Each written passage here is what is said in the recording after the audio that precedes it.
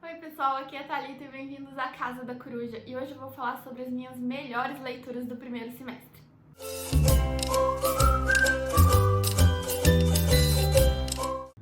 Bom, como eu já falei com vocês no vídeo anterior, eu não li tanta coisa assim esse ano, eu li bem menos do que eu costumo ler, então eu elegi apenas 4 leituras para entrar nesse meu top do primeiro semestre.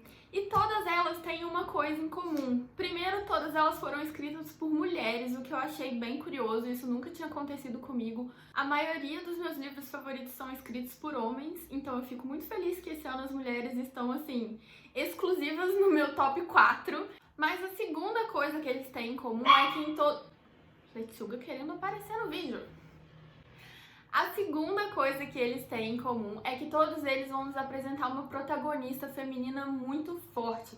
A gente vai ter um romance de bastante introspecção, de realmente olhar para a vida dessas protagonistas e entrar no íntimo delas e acompanhar os sofrimentos, os pensamentos. Todos eles têm esse como um dos temas principais no livro. Então, parar de enrolação e bora para eles! Vamos começar pelo quarto da lista, que é Um Defeito de Cor, da Ana Maria Machado. Este pequeno calhamaço de 950 páginas. Esse livro ele teve 2 momentos pra mim. A primeira metade dele eu li assim, sem perceber que tava lendo. Eu sentava e lia 100 páginas tranquilamente. Porque a primeira metade ela teve mais ação, vamos assim dizer. Tinham muitos eventos acontecendo na vida da protagonista e eu precisava saber o que ia acontecer com ela depois, como ela ia sair das situações em que ela se via. E a segunda parte já foi uma parte mais lenta. Apesar de eu estar gostando muito ainda do livro, era um desenvolvimento mais lento, era um dia a dia mais parado, vamos assim dizer. Então eu não tinha essa necessidade de ficar o tempo inteiro lendo. Nesse livro aqui a gente vai acompanhar a protagonista desde que ela nasceu na África, em Savalu especificamente, até ela ficar bem idosa. Ela vai ser capturada por traficantes de pessoas que vai ser trazida para o Brasil para se tornar uma escrava. E a gente vai acompanhar ela desde a sua infância na África, com a família dela, o momento da captura, a travessia dela da África para o Brasil foi um dos momentos mais marcantes do livro para mim, foi um dos momentos mais fortes. A gente vê falar muito sobre os navios negreiros e como eram terríveis as condições que as pessoas eram trazidas, mas ver isso aqui narrado com detalhes, vivenciar ali por várias páginas, minuto a minuto, que ela estava passando nessa travessia, foi assim, foi uma parte realmente que tinha hora que eu precisava fechar o livro, respirar e continuar depois, porque foi muito forte. As descrições da autora são muito impactantes. E a gente continua acompanhando a protagonista enquanto ela vive esse momento de escravidão, como ela vai lutar pela sua liberdade, o que ela vai fazer para conseguir essa liberdade. Enfim, muitos eventos aqui. E o mais interessante desse livro é que ele vai abranger uma grande parte da história do Brasil. A gente tem aqui 6 décadas de história do Brasil contada pelos olhos de uma mulher negra. Ou seja, contado pelos olhos de uma pessoa que a gente não costuma ver contando a nossa história. Normalmente a gente tem a versão do branco vencedor, do branco europeu, ou mesmo do branco brasileiro. Mas ver a história do Brasil pelos olhos de um escravo naquela época, de um africano, é muito diferente. A gente tem uma perspectiva muito diferente da história do Brasil. Uma coisa que me chamou muita atenção foi a independência do Brasil, que quando a gente fala independência, a gente pensa aquele evento que mudou a vida de todo mundo, aquele evento super comemorado, super importante, e no livro ele ocupa um parágrafo. Por quê? Porque para os escravos, para os negros, isso não mudou absolutamente nada na vida deles. O Brasil ficou independente, mas e daí? Eles continuavam sendo uma coisa, eles continuavam sendo propriedade do senhor, eles continuavam tendo que trabalhar sobre aquelas condições péssimas, eles continuavam igual. Então, o Brasil ser independente foi tipo assim, e aí o Brasil ficou independente, legal, vamos voltar pro trabalho. E isso foi uma coisa que me chamou muita atenção, porque realmente a história contada sobre o outro ponto de vista é uma história muito diferente. E a gente tem vários eventos da história do Brasil que a gente costuma ter apenas uma visão. E agora aqui a gente tem o outro lado dessa história. Em terceiro lugar, a gente tem um livro que eu li em e-book, que é o Morra Amor, da Ariana, não consigo pronunciar o sobrenome dela. Nesse livro aqui a gente tem uma mulher que tem ali uns 2 anos de casamento e ela acabou de ser mãe.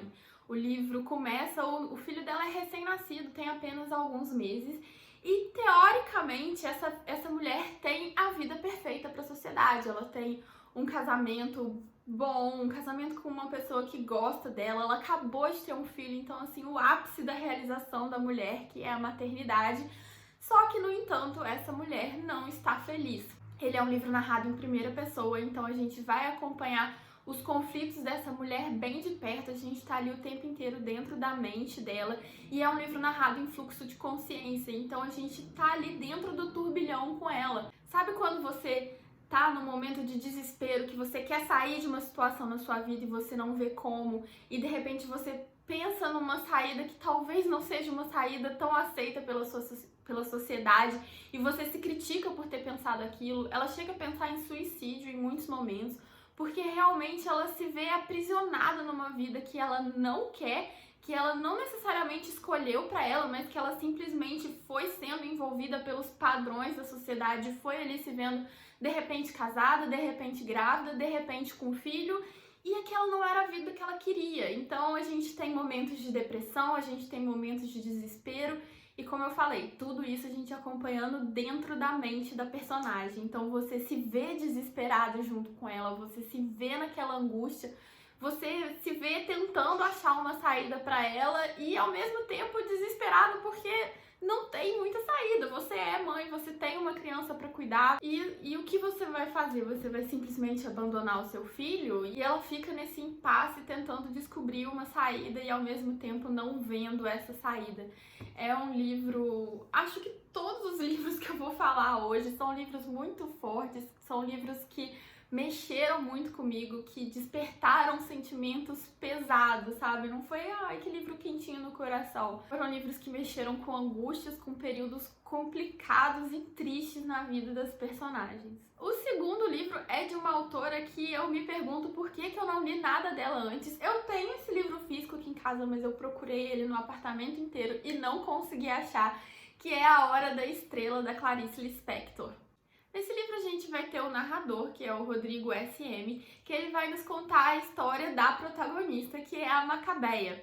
Ele conta que ele estava andando na rua um dia e ele viu uma mulher nordestina andando pela rua, e a partir desse encontro ele começa a pensar qual seria a história daquela mulher, e ele vai nos contar a história. Esse é um livro que ele não tem muitos fatos, muitos eventos marcantes. Ele é um livro muito mais de sentimento do que de história em si, se vocês entendem o que eu quero dizer com isso. A vida da Macabeia é uma vida muito simples. Ela é uma nordestina que saiu do Nordeste e foi morar no Rio de Janeiro em busca de uma vida melhor. Ela vai chegar no Rio de Janeiro e não necessariamente ela vai encontrar essa vida melhor. Ela vai arranjar um trabalho, mas vai ser um trabalho simples, que não dá muita condição para ela, que não dá muita perspectiva de uma vida boa nos padrões que a gente tem. Ela é uma pessoa sem muitos amigos, que as pessoas que estão em volta dela menosprezam ela, mesmo o namorado dela não tem essa relação realmente de amor, de proteção com ela. A vida dela é realmente muito sofrida, ela não tem nenhum momento de grandes alegrias, de grandes conquistas. Uma parte que me tocou muito no livro foi que ela fala que a melhor parte da semana dela ou do mês dela, quando ela consegue, é quando ela pode comprar um cachorro quente, comer cachorro quente. Aquela é a comida mais deliciosa que ela já experimentou. Eu não tenho muito mais o que explicar sobre a história desse livro. Realmente é um livro que é pra você sentir. Você vai sentindo na pele todo o sofrimento da Macabeia, que é um sofrimento que a gente encontra em várias pessoas pelo Brasil afora. É uma história muito comum, no sentido de que é uma história que você pode encontrar em muitas pessoas, é a história de vida de muitas pessoas, mas ao mesmo tempo é uma história que passa desapercebida pela maioria dos brasileiros. A gente que tem uma vida boa, confortável, muitas vezes a gente não se importa em olhar para o lado e ver o sofrimento do próximo.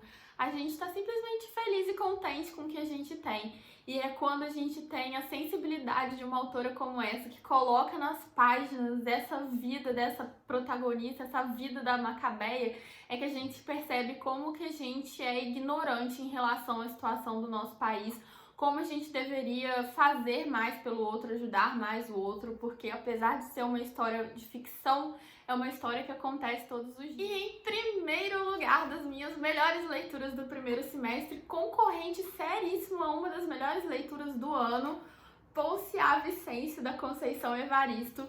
A minha história com Conceição Evaristo, ela começou meio mal, eu li Olhos d'Água dela e eu tava esperando ser uma leitura favoritada, perfeita, e eu achei só uma leitura ok, opinião polêmica, eu sei, mas eu queria dar mais uma chance pra autora e eu ganhei esse livrinho aqui da Ju do canal Motivo Abstrato. Eu vou deixar o canal dela aqui embaixo linkado pra vocês irem lá dar uma conferidinha. E eu falei, ganhei, né, gente? Vamos ler, vamos ver do que se trata. E esse livro, ele me pegou nas primeiras páginas, eu já me conectei com a escrita da autora, eu já me conectei com a personagem, eu já estava envolvida com a história dela e queria saber o que ia acontecer com a Ponciá. Esse é outro livro que a gente vai acompanhar a protagonista desde criança até a fase adulta. A gente vai começar acompanhando enquanto ela vivia com a sua família na Vila Vicêncio, que é uma vila de descendentes de escravos. Então, já no começo do livro, a gente tem as primeiras críticas que a autora vai fazer a essas reminiscências do período escravocrata.